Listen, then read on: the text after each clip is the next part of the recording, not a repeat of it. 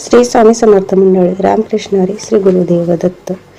20 मार्चला स्वामींचा प्रकट दिवस आहे आणि सर्व भक्तांसाठी आनंदाचा आणि उत्साहाचा हा दिवस असतो. स्वामी भक्त खूप या उत्साहात रंगून जातात, मग्न होतात, दंगून जातात आणि स्वामी सेवा जितकी होईल तितकं करण्याचा ते वाट बघत असतात आणि स्वामी सेवा व्हावी हीच त्यांची इच्छा असते. आणि काही भक्त असे असतात की ज्यांना काही कारणानिमित्त सेवा करता येत नाही आणि त्या सेवेचा लाभ घेता येत नाही. कोणाला कामानिमित्त, कोणाला लांब पडते, कोणाला काही अडचणी असतात, तर त्या निमित्ताने त्यांना सेवा करता येत नाही आणि जमत नाही केंद्रात येण्यात. तर त्यासाठी त्यांनी घरीच कशी सेवा करावी, त्यासाठी तुम्ही काही करू नका. तुम्हाला जर कुठलीच सेवा जमत नसेल तर अतिशय साधी आणि सोपी सेवा करायची तर तुम्हाला मनातल्या मनात स्वामींचं नामस्मरण करायचं आहे.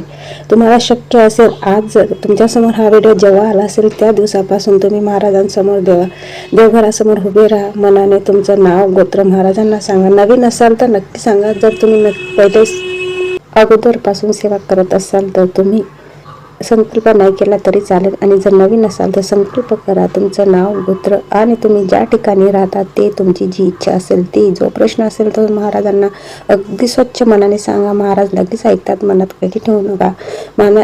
आपण स्वामींशी बोललं पाहिजे, तेव्हाच तर आपल्या स्वामींना आपलं दुःख आणि जे कष्ट असतं, भय असतं ते समजेल. आपण जर अनेक महाराजांचे स्वामी भक्त आहेत, सर्वांसाठी महाराज धावून येतात, तर आपल्यासाठी काय येणार नाही. म्हणून स्वच्छ मनाने स्वामी सेवा करा. मनात आपल्या काही वाईट विचार ठेवू नका. लगेच स्वामी तुमची इच्छा पूर्ण करतील. आणि तुम्ही जर स्वामींची सेवा करायला तुम्हाला जर वेळ असेल तर एक माळ श्री स्वामी समर्थाय नमः, एक अध्याय तुम्ही स्वामी चरित्राचा वाचन केला तरीही चालेल आणि एक वेळा तारक मंत्र बोला. अतिशय साधी सोपी सेवा आहे, नक्की करा.